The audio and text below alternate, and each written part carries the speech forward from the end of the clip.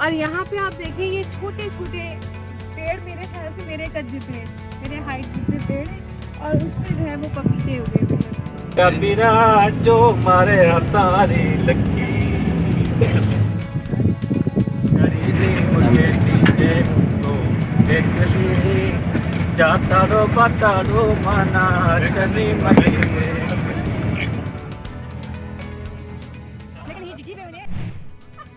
कराची से सिंध की साहिली पट्टी केटी बंदर का सफ़र, और ये सफ़र शुरू हुआ लगभग 9 बजे के करीब।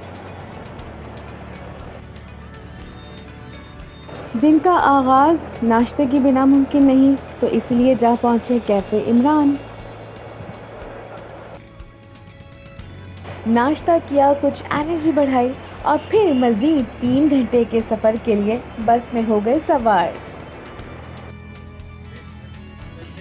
इस दौरान फ़कीर भाई ने अपनी सिंगिंग स्किल्स भी दिखाई। गरीबी मुझे दीजे तो देख ली जाता रो बता रो माना चली मली। सफ़र बहुत खूबसूरत हो रहा था, लेकिन एक मुकाम पर हम रुके और कुछ लम्हे के लिए इंतज़ार किया। वो जगह क्या थी बताती हूँ। तो आपको पता है इस वक्त मैं कहाँ मौजूद हूँ? ये है घाड़ो नहीं गाड़ो, इसका मतलब है लाल। अब इस शहर काड़ो को लाल क्यों कहते हैं, ये वजह बार बार मुझे सता रही थी और एक तजस्सुस सा था। लेकिन इसी दौरान खूबसूरत मनाजिर भी थे जो मुझे क़ैद भी करने थे अपने कैमरे में, ताकि आपको दिखा सकूं।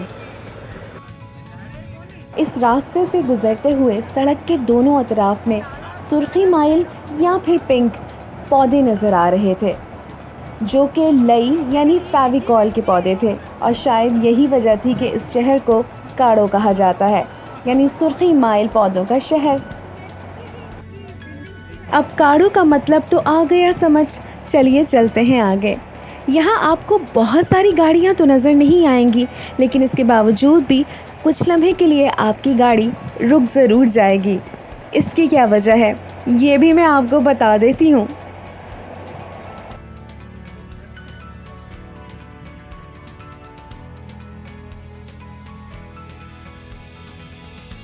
जी जनाब, तो मालूम तो हो गई होगी वजह आपको इस ट्रैफिक जैम की।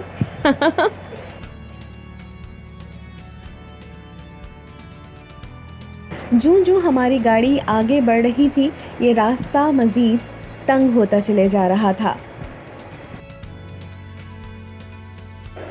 अब ये एक ऑफ रोड ट्रैक बन गया था, जिस पे कोस्टर का चलना तकरीबन नामुमकिन तरीन था, तो इसके लिए हमें 4x4 गाड़ियों में सवार होना पड़ा।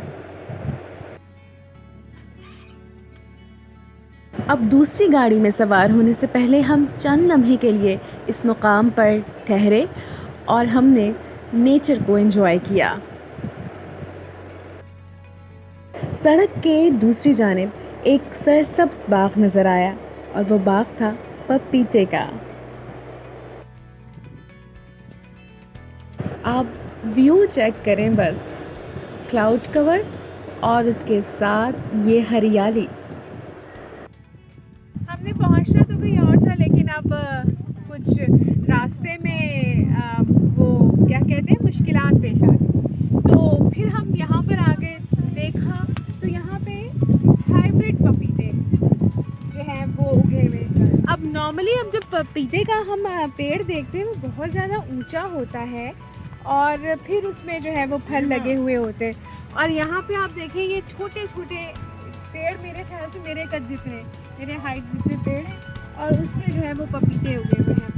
अब यहाँ पे माली भी मौजूद है, इनसे भी बात करने की कोशिश करते हैं और इनसे भी जान लेते हैं कि ये किस तरह से इसकी देखभाल करते हैं, इसकी नशोनुमा कैसे करते हैं। तो माली भाई से बात करते हैं। 45 आते हैं, 40 आते हैं, 50 आते हैं।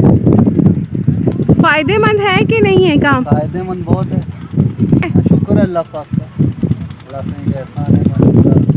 लाल का कमाते हैं, लाल का खाते हैं, ये हमारे लिए बहुत है। दूर दराज इलाक़ों में रहने वाले लोग जो बहुत सी सहूलियात से महरूम हैं, लेकिन इसके बावजूद भी अल्लाह का शुक्र अदा करते हैं। लेकिन शायद हम ऐसा नहीं करते। कुछ लम्हे इंतज़ार के बाद हम उस मुकाम पर पहुंच गए जहां हमें पहुंचना था, यानी डांडो जेटी। कभी किसी से मुलाकात या बात बेसबब ज़रूर हो सकती है, लेकिन आपको वो शख्स मुतासिर ज़रूर कर सकता है। मुझे उस माली ने मुतासिर किया, उसकी शुक्रगुजारी ने मुतासिर किया।